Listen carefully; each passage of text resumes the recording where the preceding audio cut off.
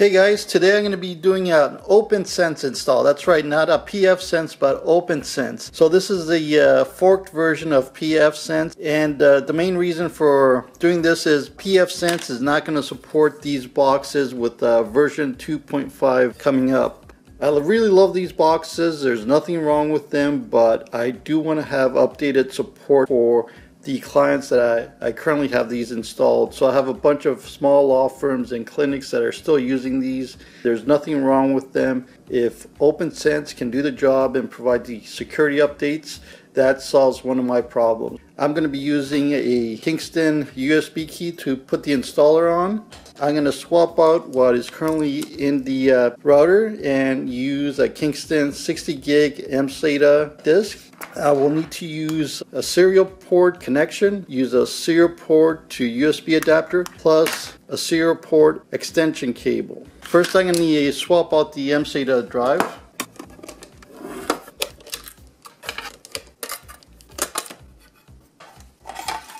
So this just pops out, and let's get a closer look inside. So to pop out the current mSATA disk that's in here, we just need to press against these little holders. Alright, so that kind of pops out like that, and we just pull it out,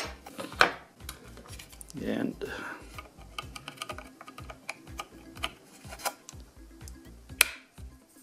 that pops in, and there we go, that's fully seated. Perfect.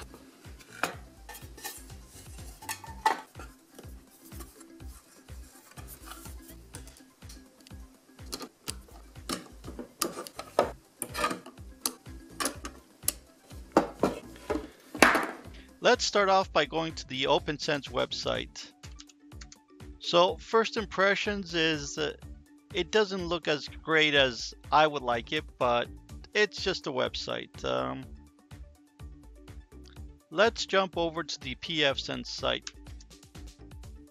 And right away, everything is easier to read, everything is crisp.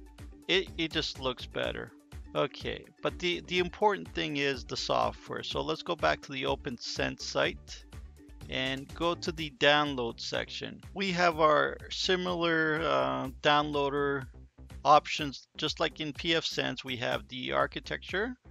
i386 is for any 32-bit processors, Intel or AMD, and the AMD 64 for any Intel or AMD 64-bit processors.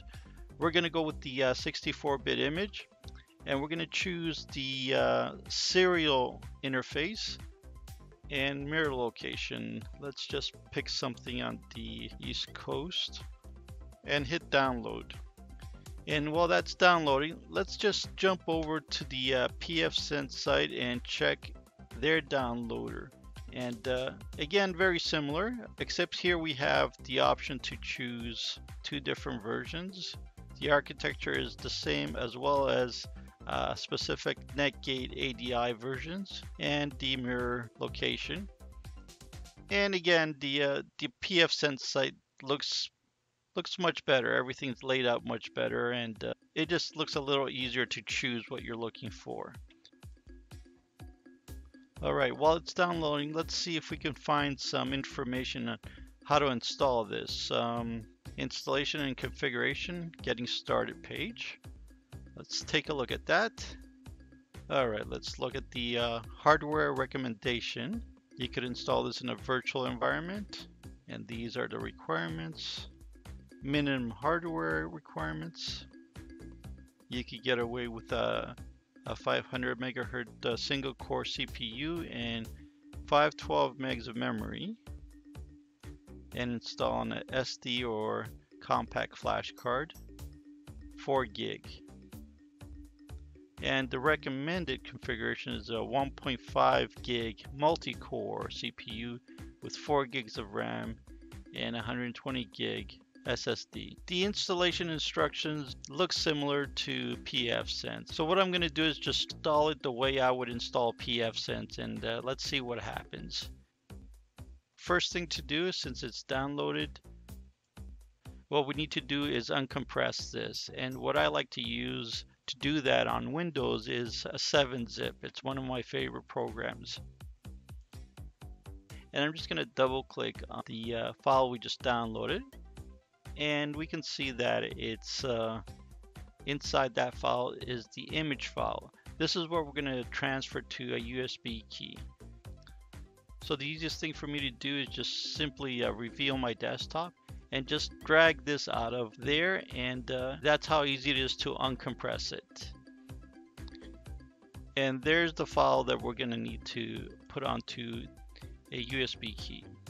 Next thing to do is prepare my USB key. Normally I use different USB keys for different purposes, and every time I need to use one for a pfsense installation, or in this case opnsense, I need to wipe it clean.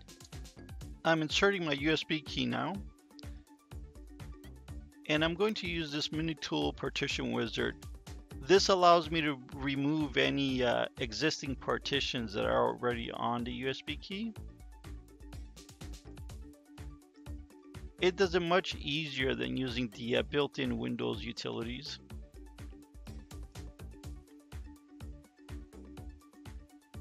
And this will take care of everything for me. Once formatted, it's recognized as drive M. So we're going to need to know that. I'm going to close this down. We won't need that any further. And this is the tool I use to transfer the image file to the USB key. So it's already selected our M drive here, and that's what we need. And I'm going to go ahead and select this file.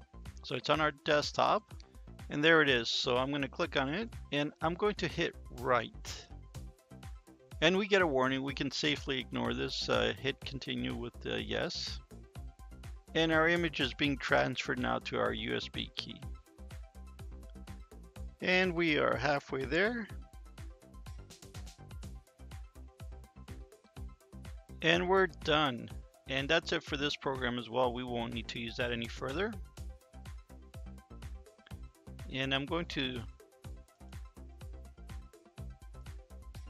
eject our USB key, and we're ready for the next step now. Okay, next thing I'm going to plug in is our serial port cable that goes in here. And at the other end we have a USB to serial port that I'm going to plug into my computer. And the opnsense installation we're going to do off a USB key, so that goes in there. Alright, I'm plugging in the USB to serial cable into my computer now. And we can see that it assigns COM port 3. Now before I start the installation, I'm going to go over my PuTTY settings here. I already have a preset configuration I'm going to load up. And on my computer it's COM port 3, the speed is 115/200. I'm going to go over the settings I have here. So it's 80 columns by 24 rows. The translation here is the code page 437, and I'm using this option right here, use font in both ANSI and OEM modes. And the color section, I have allowed terminal to specify ANSI colors.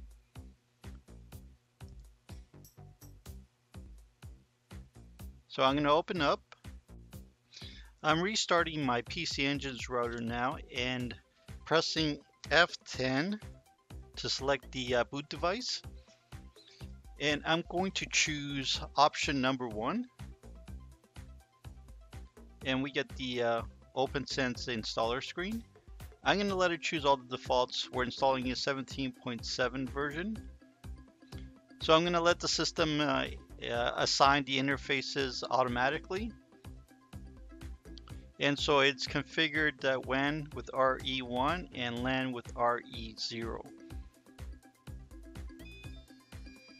And we could hear the familiar tune that tells us it's booted up. And this is where things start looking a little different than pfsense. I've had to install this a number of times just to get a good feel for it. But this is the first instance where you really notice things are different. Normally pfsense would have different options at this point. But with opnsense, we're greeted with this welcome message here. Both root and installer users are available for system setup or invoking the installer. I'm gonna use the installer username. And I'm gonna use opnsense for the password. opnsense.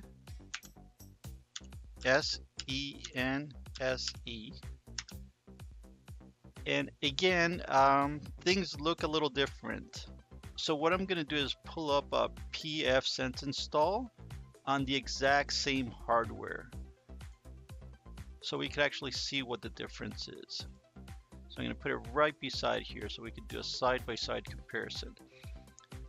I've moved it along to where pfsense has a dialog screen with options, and we can see that the options look slightly different. On the right hand side, the pfsense install, nice blue background, gray dialog box, yellow title. Well, in the opnsense, it looks like everything is basically black, white, and gray. I can make the selection, I can move the arrow keys and the tab key, and I'm going to accept these settings. Guided installation, and choose our Kingston mSATA drive. So again, I'm going to select all the defaults. And while this is happening, I'm just going to move this a little ahead to basically simulate the same kind of progress we'd have with the pfsense install, just to show that things look better with the pfsense installer. Again, this is exactly the same hardware. This is the PC Engine's router, and the pfsense installer is actually 2.34, so it's not even the latest version. It's not something they've added recently. Meanwhile, the opnsense is the latest version as of this install, and it's 17.7. So I believe they've had a number of releases since the initial forked version, and to me, this is something that, you know, you need to make it look great if you want to attract users. And it looks like they've took something that was better and made it worse. It just doesn't look as nice. I mean, all they had to do was just change the logos and put opnsense and still keep the nice colors that were originally there. But it looks like they went through extra effort to make it look like this. So I'm going to close this down because that's the only part of the installer I wanted to show that you know, it's actually worse. Otherwise, everything else looks the same in terms of progress. I'm going to keep the default password, which is opnsense. So I'm going to accept and set that, and confirming again. And this is nearly the same identical message you get in pfsense. Let me just bring that up again. And I think in both opnsense and pfsense, they actually need to make this a little more clear, because both say this machine is about to shut down.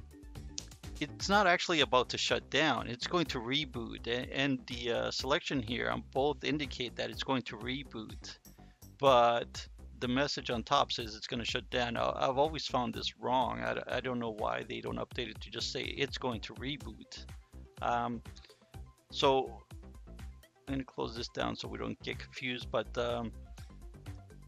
once I hit the reboot, I'm going to remove the USB key. And we're just going to see that it doesn't actually shut down, but actually reboots. And there we go, no shutdown. So this is the first time it's booting off the mSATA drive.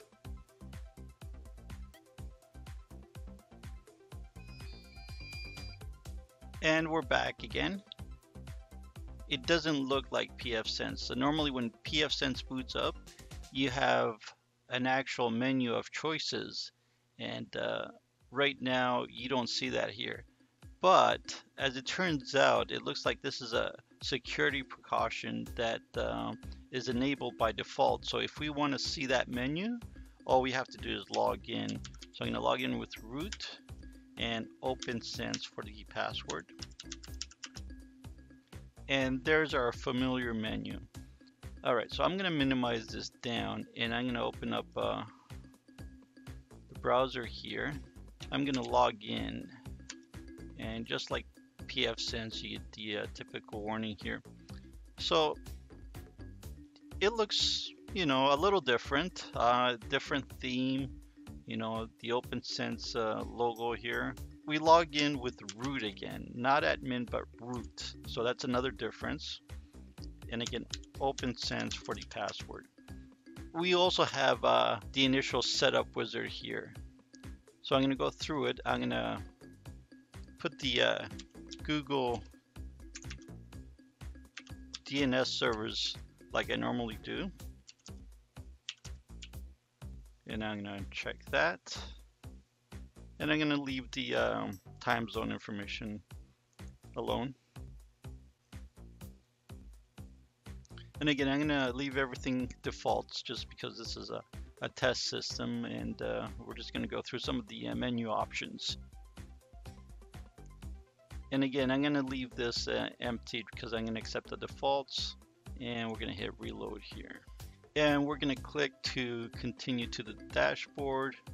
And everything almost looks all right, but I've tried this a number of times, and you get either this service here, the network time, or the outbound DNS show up in red. But this is not accurate. It seems like it's displaying incorrect information, because if we actually reload, hit the reload button here, everything comes up showing green. And that's also the case when the DNS service shows it's in red. So it seems a little rough in just, you know, the obvious things. I'm going to continue on and do what I normally do, which is add the traffic widget and the thermal sensors. Let's click on thermal sensors, traffic. So this is a lot easier than the pfSense way of doing it. And we just click Save Settings here. And if we scroll down here, we can see that it's added this. So there's our traffic graph and there's our thermal sensors. Let's click on that. Need to change this to AMD because the PC Engine's router that I have has an AMD processor. And we're gonna save that. Okay, great. And let's go back to the dashboard, and now we can see the thermal sensors are indicating the proper temperatures. Okay, let's look at the traffic graph. Now in pfSense, we can do a little bit of configuring how often it should update the graph information. But if we look carefully here, the little pencil that signifies the edited portion, it's grayed out. You can't do anything with it. So this is it. This is what you get. Even if you want to change it, you can't. So at this point, yeah, this is very obvious that it's still a little bit rough, where you've taken a product that had all these features and still, you know, it didn't match up feature by feature. So it's a little disappointing. But let's just move over to the side here. I'm not going to go through all the options, just the stuff that looks a little odd to me. So first thing here is lobby. Yeah, this has nothing to do with, you know, office space or buildings. Why lobby? It just seems ridiculous. Just call it main if you can't think of anything proper. So that's really odd. Yeah, I don't know what they're doing here. Okay, but let's move on. I don't understand why they couldn't keep the same menu format where the menus lined up at the top.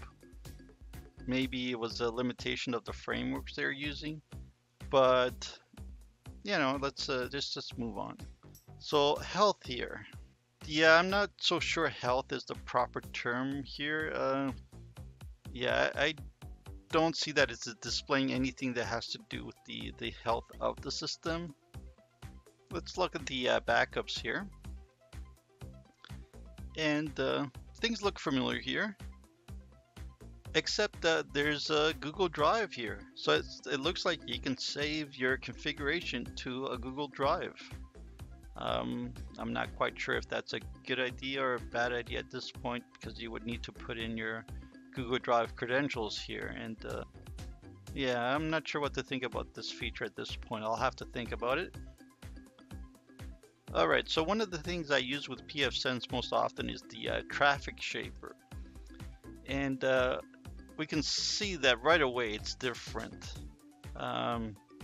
Again, I'm not sure why it's different, but if we click on add, we can see that, yeah, it's something completely different, and there's no wizard here to simplify things. So one of the great things about pfSense is that traffic shaper wizard allowed you to set up all kinds of